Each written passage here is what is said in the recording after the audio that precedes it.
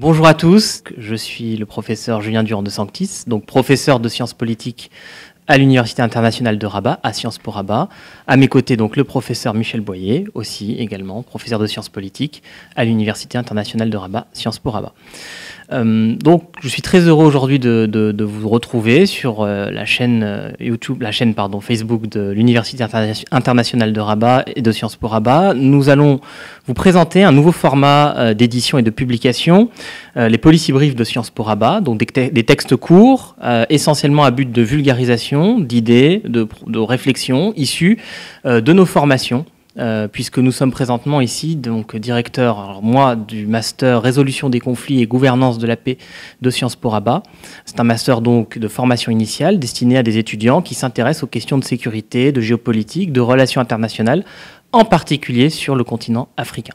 Et à mes côtés, le professeur Boyer, directeur du master exécutif, donc destiné aux professionnels de Sciences Po Rabat, donc de gestion des conflits en Afrique subsaharienne. Donc il vous présentera d'ailleurs aussi quelques éléments de ce master à l'issue de sa présentation. Alors le sujet de ce premier policy brief, j'ai choisi de le porter sur les politiques de défense en Afrique. Donc le document qui me sert aussi de présentation, c'est un document que vous retrouverez sur le site de l'UIR, qui pourra être donc téléchargé. Et donc au sein de ce document, ma réflexion principale était d'interroger le rôle et la place des armées africaines sur le continent. Cette réflexion est née d'un paradoxe, c'est que les armées africaines aujourd'hui sont à la fois considérées comme des acteurs essentiels de la sécurité du continent, mais sont souvent mises de côté dans les pratiques. Et donc ce paradoxe, je voulais un petit peu essayer de le remettre à la lumière, pour solliciter des réflexions et comprendre pourquoi finalement on rentre dans une espèce de contradiction aujourd'hui quand on parle de politique de défense africaine, c'est-à-dire la nécessité de convoquer les armées africaines pour assurer leur propre sécurité, tout en rencontrant d'innombrables obstacles dans la réalisation d'une véritable sécurité africaine par des armées africaines. Alors, pour essayer de comprendre ce paradoxe, il fallait partir de représentations un petit peu, on va dire, standards ou stéréotypées qui sont associées aux armées africaines. Si on parcourt la littérature académique, et tout aussi bien les rapports de différentes institutions internationales, on se rend compte que l'armée en Afrique a souvent une connotation négative, et souvent associée à un acteur d'instabilité plutôt que de stabilité. Pour plusieurs raisons, évidemment, problèmes d'équipement, de formation, de soldes et autres. Et donc, elle est souvent considérée comme un acteur négatif plus que positif, en tout cas comme un problème plutôt qu'une solution aux questions de sécurité. Pourquoi un tel regard critique ? C'était un peu le but de cette première interrogation. Et donc, souvent, le gros problème de nos réflexions actuelles, c'est qu'elles sont assez court-termistes. Elles associent ces problèmes à l'échelon d'une dizaine d'années.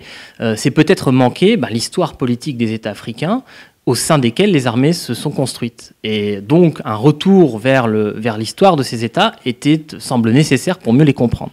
Donc évidemment, je n'aurai pas la prétention aujourd'hui de rentrer dans les détails, juste quelques éléments qui permettraient un petit peu de réfléchir sur ces questions-là.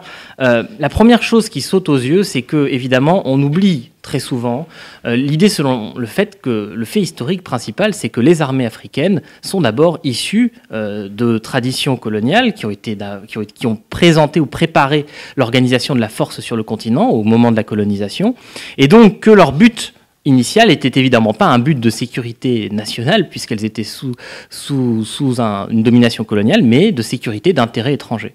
Ça, c'est une première tendance. Qu'est-ce qu'il en découle ? Il en découle qu'au sein de ces armées africaines, souvent, elles ont une tendance à la sécurisation et au maintien de l'ordre. Ce sont souvent des forces qui sont plus destinées au maintien de l'ordre, comme du temps de la période coloniale, que des forces directement opérationnelles en situation de guerre conventionnelle.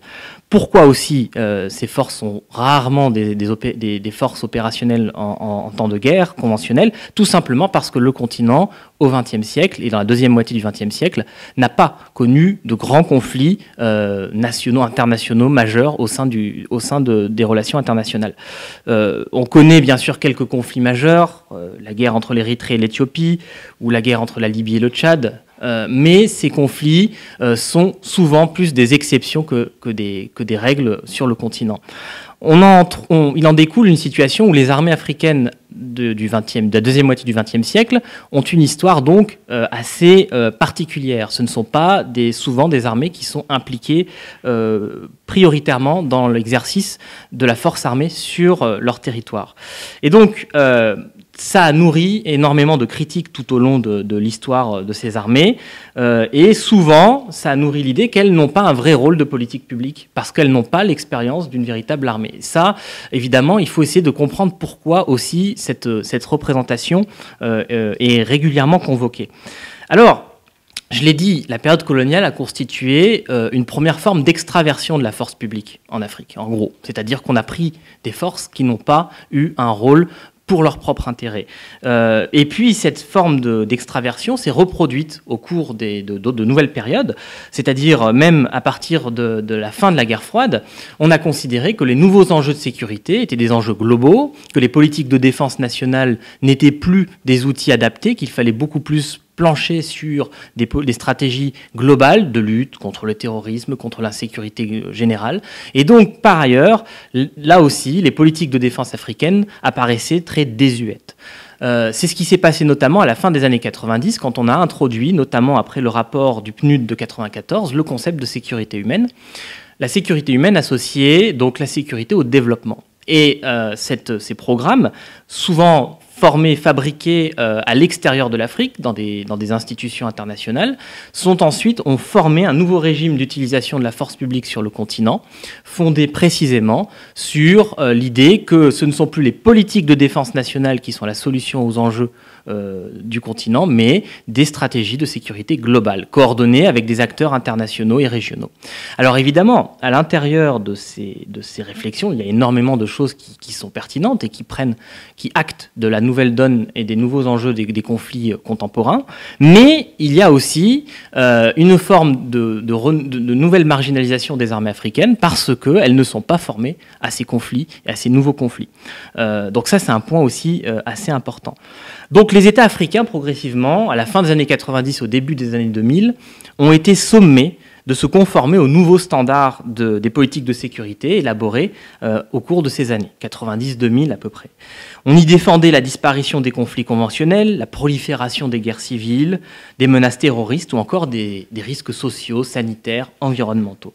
Et donc, on a abouti à la multiplication de nouveaux enjeux de sécurité sur le continent africain, auxquels les armées africaines devaient rapidement s'adapter. Or, évidemment, sans transition, ça a été très difficile à gérer et à envisager. Donc la place accordée aux armées africaines dans ces nouveaux enjeux semblait donc, comme je l'ai dit, désuète ou hors de propos ou inadaptée. Pourtant, c'est oublier le fait que les armées africaines ont réellement et assez tôt cherché à s'investir dans la gestion de la paix sur le continent, même après les années 90 et 2000. On pense bien sûr à certaines opérations de maintien de la paix sous mandat africain. On pense à l'ECOMOG, par exemple, qui a joué un rôle important en 90, qui est souvent considéré comme un cas d'école d'une première vraie opération de maintien de la paix africaine, hein, notamment avec la contribution des forces nigérianes, ou l'ECOMIL en 2003, qui avait également été une expérience de contribution avec évidemment d'inévitables erreurs, mais aussi de succès pour des armées africaines dans la perspective d'opérations de maintien de la paix. Souvent, ces expériences ont été un peu oubliées ou mises de côté, et c'est donc ça qu'il faut essayer de rappeler, c'est qu'il existe des expériences africaines en matière de maintien de la paix, et peut-être qu'il est intéressant de les remettre au goût du jour pour mieux les comprendre, et mieux en tirer aussi un retour d'expérience pour les futures opérations sur le terrain. Alors, par ailleurs, à côté de cela, plusieurs programmes de développement de capacités militaires africaines ont été développés, ça n'a pas été ignoré. Différents programmes, souvent grâce aux moyens d'appui extérieur ou de soutien extérieur. On pense au programme français de renforcement des capacités africaines de maintien de la paix dans les années 90, ou au réseau des écoles nationales à vocation régionale, qui ont permis aussi de recibler un petit peu la formation militaire africaine. Et à l'époque, on n'hésitait pas à parler d'africanisation de la sécurité. Ce qui est assez intéressant, parce que ça veut dire qu'on manquait finalement encore, dans la gestion de la sécurité sur le continent, tout simplement, d'une présence africaine réelle. Donc c'est ça qui est assez intéressant. Alors, je terminerai très brièvement cette intervention initiale, et vous me pardonnerez les quelques scories dans mon discours, parce que je suis obligé de faire de manière assez courte cette intervention. On peut terminer par le cas exemplaire du G5 Sahel, qui est assez intéressant pour voir comment peut se reproduire un régime d'extraversion ou au contraire une réappropriation de la sécurité africaine. Le G5 Sahel, si vous le savez, est né entre 2013 et 2014, couvre donc aujourd'hui à travers 5 États clés du Sahel la sécurisation de cette région clé stratégique pour le continent. Il est né au départ d'un projet authentique des armées de la région de s'associer dans des programmes militaires communs, avec notamment des mandats d'action communs. Donc c'était véritablement une initiative africaine qui progressivement s'est associée à de nouveaux mandats avec des bailleurs de fonds étrangers. Aujourd'hui, ces mandats se sont multipliés, les programmes aussi se sont diversifiés. Force est de constater que l'élargissement des ambitions du G5 peut représenter une opportunité ou un risque, et c'est ça l'essentiel du débat, dans la gestion de la sécurité en Afrique. Pourquoi ? Parce que ces enjeux liés à la démocratisation des forces armées, à l'implication du développement des États africains, sont des enjeux essentiels évidemment, mais en même temps, l'élargissement des facteurs de la sécurité peut multiplier les objectifs. Donc, pour terminer très brièvement, le but donc de cette réflexion, c'est de redonner place au discours sur ces armées et leur utilité en tant que force publique. Donc l'utilité de la force publique en Afrique me semble être aujourd'hui un débat essentiel. Donc je vais laisser maintenant la parole au professeur Boyer pour la suite de l'intervention. Merci. Merci Julien. Je vais rebondir un petit peu sur ce que vient de dire donc le professeur de Sanctis, d'abord sur l'origine de ces armées africaines et sur la nature, l'aspect, l'objet d'une armée. Une armée, ça sert d'abord à faire la guerre, et une armée est une institution qui doit être aujourd'hui, il est communément admis qu'elle est une institution qui est dans le cas d'un État de droit et d'un État souverain entièrement soumise donc au pouvoir civil et qu'elle n'est pas un acteur politique. Or, la difficulté, en particulier après les indépendances, c'est-à-dire après les années 50-60 en Afrique, de ces armées qui sont nées des indépendances des États africains, c'est que très rapidement, les indépendances ayant été écrasées par la logique de la guerre froide, et les indépendances continuant dans les années jusqu'au milieu des années 70, les armées sont devenues des acteurs politiques et qu'elles ont connu une grande diversité. Il n'y a pas une armée africaine qui serait un acteur politique normé. En fait, il y a eu plusieurs formes d'États, d'armées. Je dirais, quand je parle d'État, je parle de nature et d'objets. Des armées régulières, d'abord, qui ont été directement issues du système colonial. Je pense là à l'armée égyptienne. Des armées de libération nationale.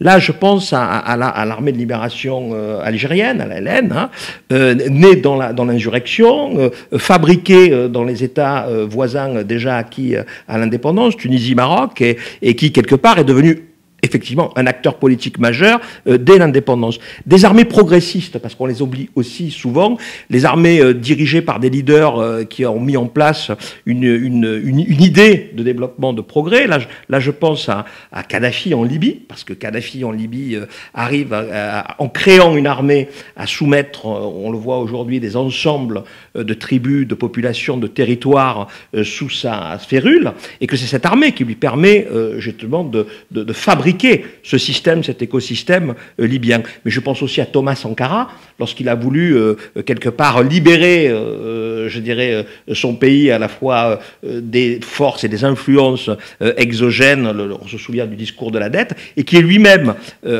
l'émanation même d'une armée qui serait une armée progressiste, une armée libératrice d'un certain nombre de, je dirais, d'influences ou de domination extérieure. Et puis il y a les armées populaires. Dans les armées populaires, je pense là aux armées qui ont été formées armée autour du Congo-Brazzaville.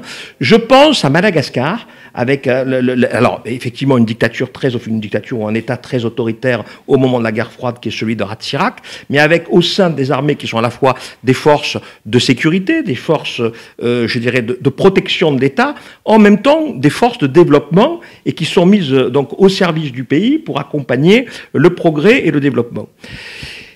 Néanmoins, malgré cette diversité, je dirais, de systèmes militaires dans les États, on ne peut que constater que de 1950 à 1990, 50% des pays africains ont connu des coups d'État militaires, et que l'armée s'est imposée véritablement comme un acteur politique, alors très loin de l'idéal weberien, je dirais, qui est aujourd'hui celui des puissances, on va dire occidentales, celui des puissances qui mènent le désordre actuel mondial et qui voudraient revenir à un système d'équilibre et qui pense sécurité collective. Et qui pense, dans cet idéal weberien, l'idée que l'armée représente la force légitime de l'État et qu'elle est l'ultima ratio face à la crise et à la tension. Qu'y a-t-il de nouveau en Afrique par rapport à ces armées? Qu'y a-t-il de nouveau par rapport aux temps qui viennent, aux temps contemporains? C'est que le monde s'est accéléré et que le monde s'est rétréci, et que désormais nous sommes face, sur le continent africain, à des nouvelles formes de conflits. Nous sommes face à des nouveaux acteurs, les organisations terroristes internationales, mais de nouveaux acteurs aussi qui sont le cas de nouveaux enjeux, c'est-à-dire de plus en plus, les enjeux des conflits et les acteurs des conflits sont les populations. C'est-à-dire les populations sont devenues des acteurs et les enjeux des conflits, avec une milicianisation, je dirais, des conflits, et de nouveaux territoires de la guerre. Parce que ça aussi, l'Afrique a totalement changé. Comprendre la conquête européenne de l'Afrique, c'est comprendre qu'en 1830, l'Europe pèse 250 millions d'habitants et l'Afrique à peine 90. Qu'en 1950, l'Afrique pèse 250 millions d'habitants, qu'aujourd'hui elle pèse 1 milliard d'habitants, et qu'en 2030-2050, elle pèsera 2 milliards d'habitants. Et que ce qui était possible aux instants, je dirais, des années 50 ou 60, où il suffisait d'un détachement de quelques compagnies pour ramener de l'ordre ou ramener de la sécurité dans une ville, par exemple comme Kinshasa, aujourd'hui est rendu totalement impossible, parce qu'il y a de nouveaux territoires et de nouveaux enjeux de la guerre qui sont liés aux migrations africaines, à l'urbanisation africaine et à la vaste transformation d'un continent qui est touché de plein fouet par les rapports de force multipolaires, la dégradation environnementale et les pénuries, le réchauffement climatique et cette formidable pression démocratique qui pèse sur des États impréparés, en tout cas insuffisamment préparés et armés pour pouvoir y répondre. Or,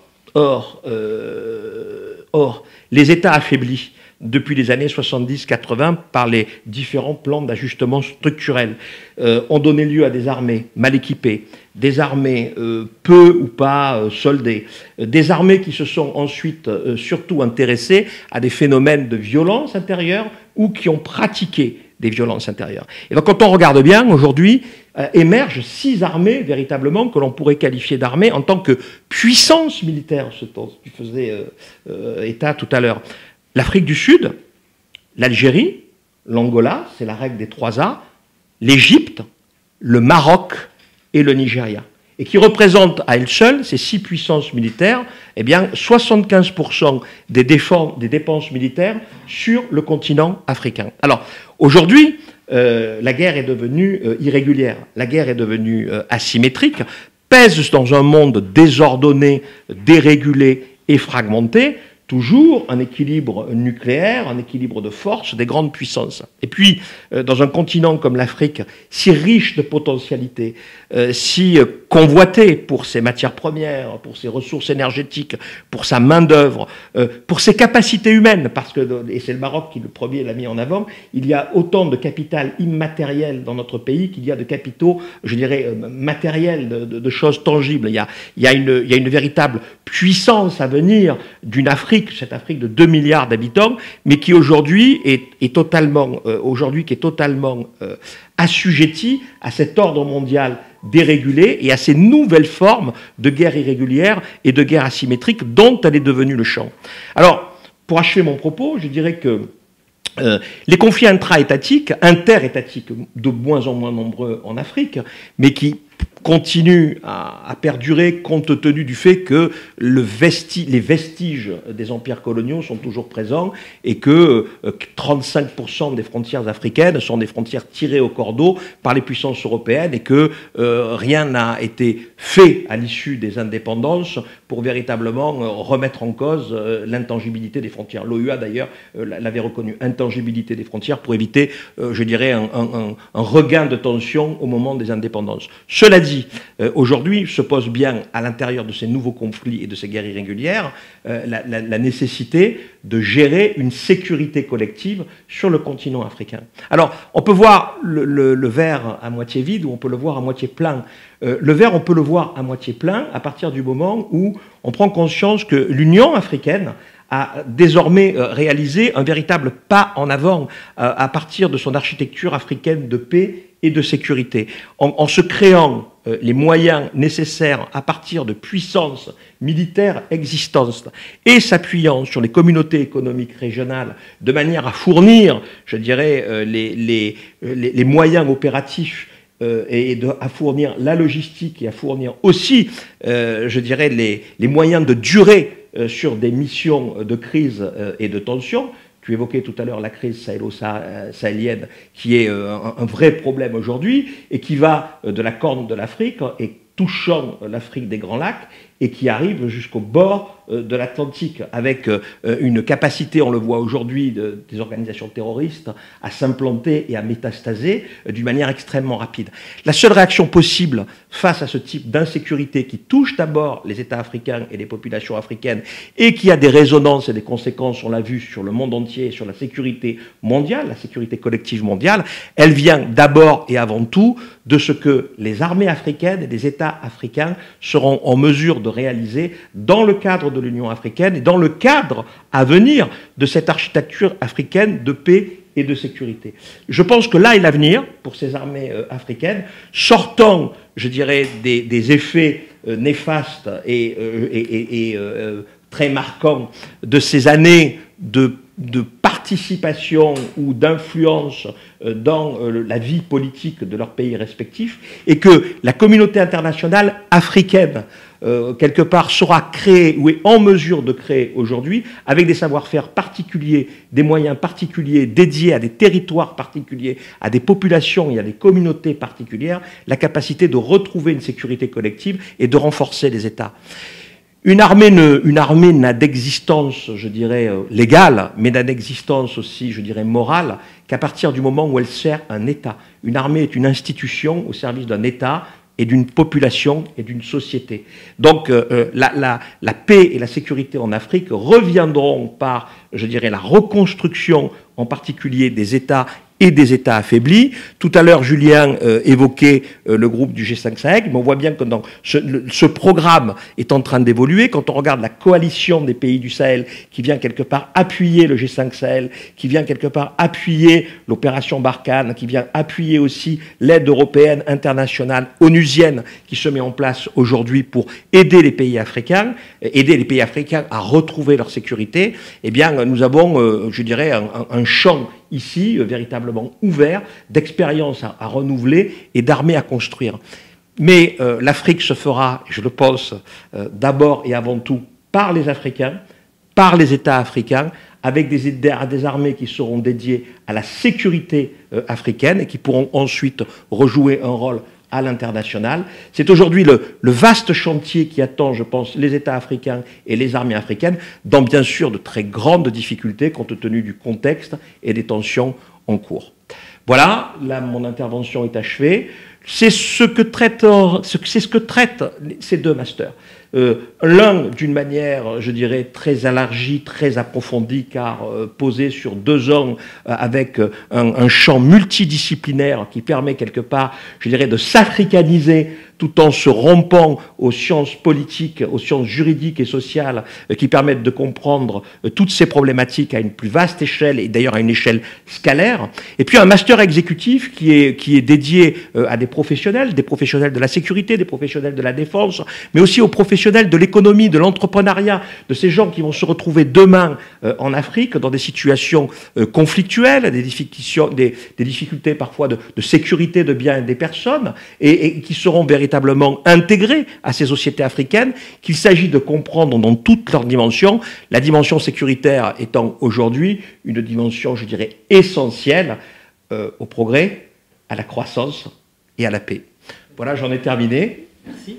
Julien. Merci beaucoup, Michel. Je vais juste clôturer sur quelques mots donc, par rapport à nos deux masters, faire un petit rappel. Donc, ces deux masters sont accessibles, l'un en formation initiale pour donc, nos étudiants sur 2 ans, et puis le master exécutif destiné, évidemment, comme vous l'a dit le professeur Boyer, prioritairement aux professionnels, mais de champs assez diversifiés. Les candidatures sont possibles, donc n'hésitez pas à nous contacter. Vous trouverez les informations sur le site, et nous serons très heureux de vous. Oui, bien sûr. C'est certes un master exécutif qui est dédié aux professionnels, mais aussi à des étudiants titulaires d'une licence ou d'un premier degré, donc, et qui voudraient véritablement s'orienter vers ce type de problématique de manière à acquérir les compétences nécessaires pour ensuite en faire un projet professionnel, bien sûr. Parfait. Bah, écoutez, je vous remercie.